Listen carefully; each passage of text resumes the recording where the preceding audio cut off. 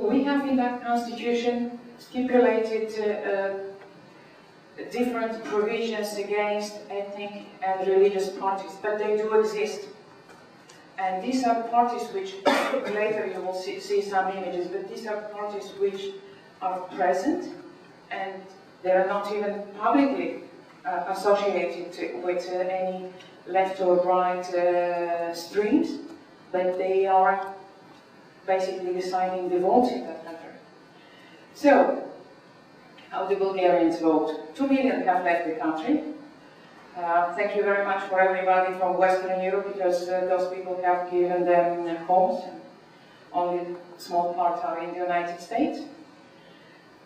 And in 2000, we had 2 parties which are members of ALDE group. One had the name of His Majesty Simeon II, that's the last crowned Bulgarian king. Now the political party has a different name, but it's just a hint on how the Bulgarians are still trying to find their way.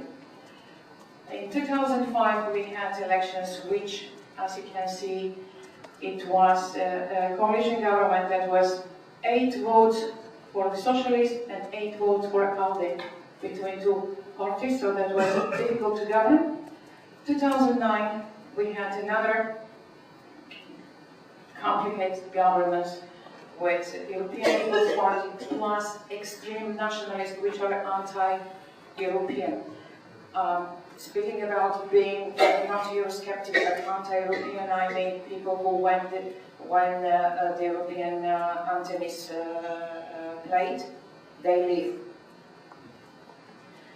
So, and they were in a coalition, and in 2013, 2 weeks ago, we had the elections, and we have again the same situation.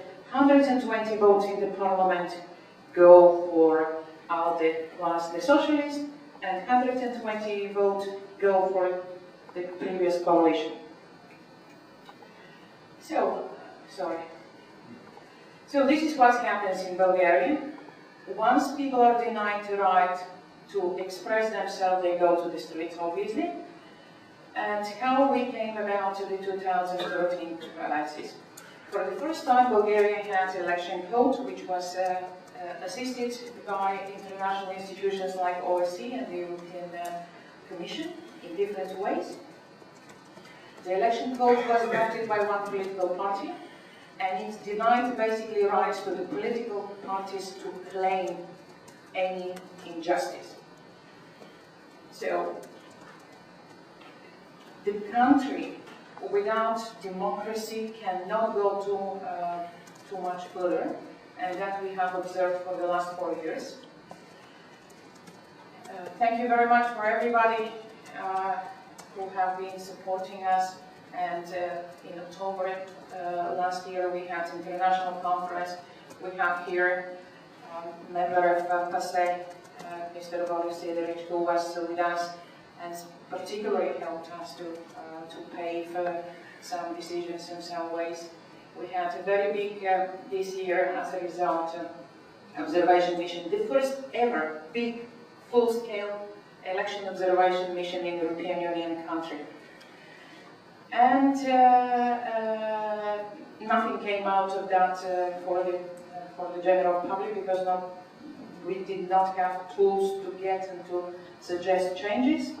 Government resigned in February under the pressure from the street. This is the parliament in Bulgaria.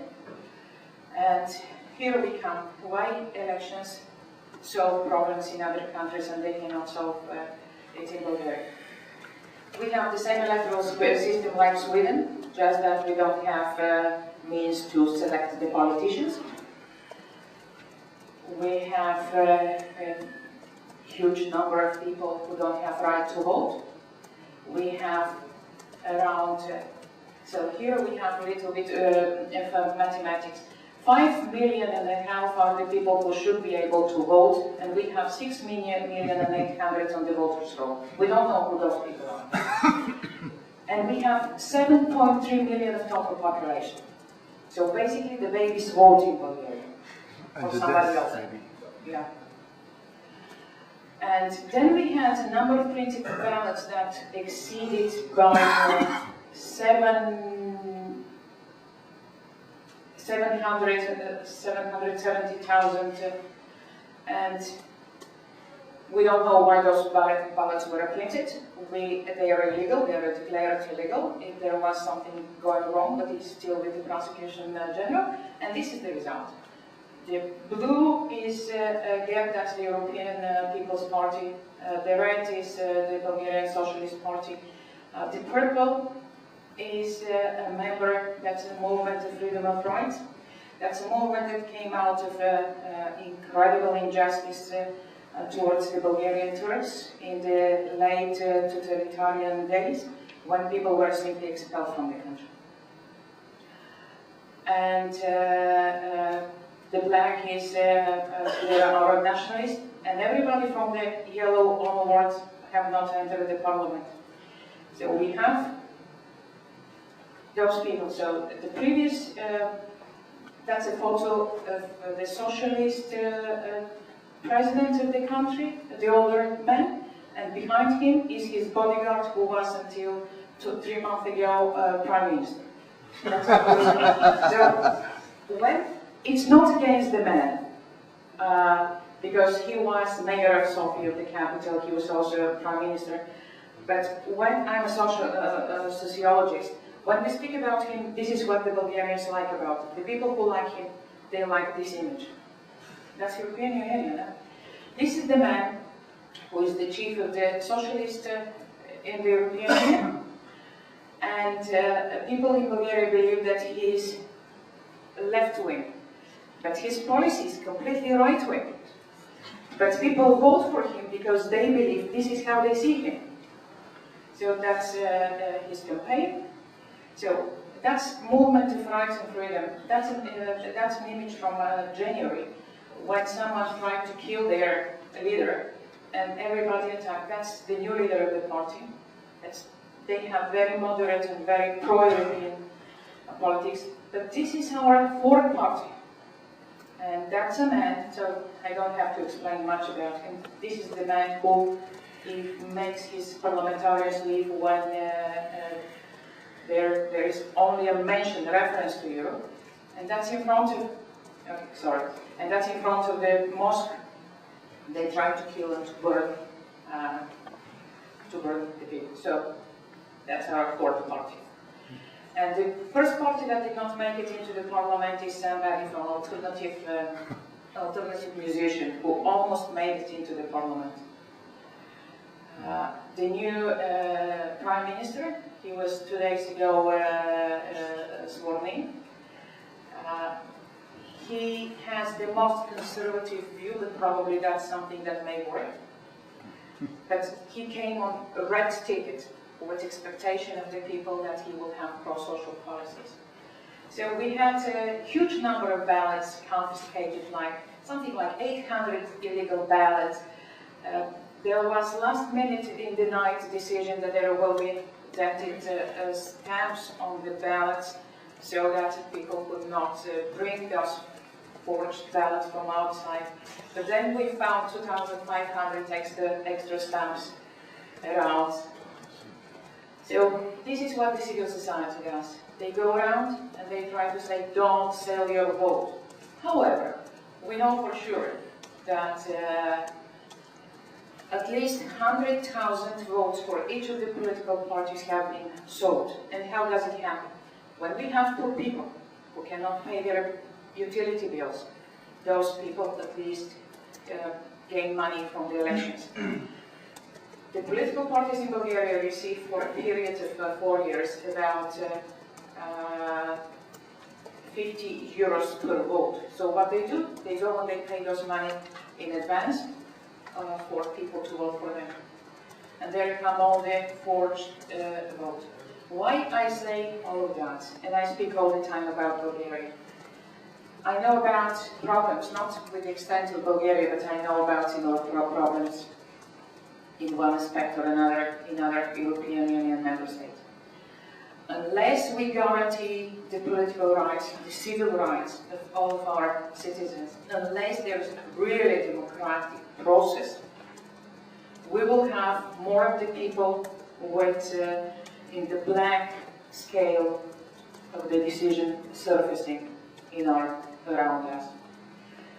And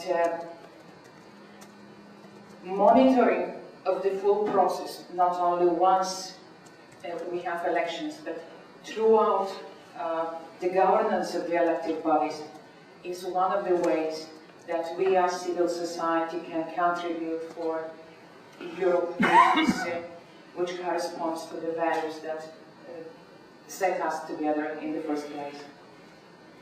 So there is a very brief checklist, sorry, that will take me 2 seconds. There are 12 points which are from the European Union methodology, which we apply in Africa, Latin America, and Asia. I have no idea why we cannot apply it in Europe. Political environment. For instance, in Bulgaria, it was hostile, confrontational. The legal framework, it's okay, but even if it's improved a little bit, it will not solve any problem. The election management bodies in Bulgaria are completely partisan. They are from different political parties, and when you go to the polling station, some people will eat if they're from rich parties, and others, which are from poor parties, will not have even food during the day. That's by law. Register of voters, we have 1.3 million and we don't know who they are. Discrimination. Discrimination is the key in all wrong elections. We have discrimination against minorities. People who live in villages are discriminated compared with the people who live in cities. The people from ethnic minorities, religious minorities, and everybody else is discriminated. The people who live in France, for instance, if they don't live in Paris, they cannot vote. And it goes throughout. So we lose a lot of votes that would be pro-European, and on the other side we gain a lot of votes which are from the foreign electorate, which are against our principles. So media in Bulgaria is completely controlled by 3 people and their families, and they have political parties, and we did not have a complaints and appeal process at all. And the human rights, well, we have less women at the end of everything. And the civil society is limited, they're always limited to observation and to protest because we're not in the law. And right now, after that big scale election observation mission, we have paid propaganda against the election observation mission. Obviously people plan to continue the same way. And so this is only a very small example of what can go wrong in Bulgaria. These are the dented ballots here. So this looks like it's the same stamp. This one is obviously different. The dent is different, so somebody has brought it from outside. And this one we don't know. So this is how much the process was trusted. So this is what the young people at the University of Sofia produced when they were asked who is running Bulgaria today after the elections. Everybody. And so I believe that all the international support has been only beneficial for that impoverished country. And on behalf of my organization, I really invite your organization, the full meeting, to come to meet in Sofia. I believe that would be good, and it would be not only educational, I believe it will be also very practical. And probably you will find that that's the gate of Sofia. Probably you will find most of the young people there on the street. Thank you.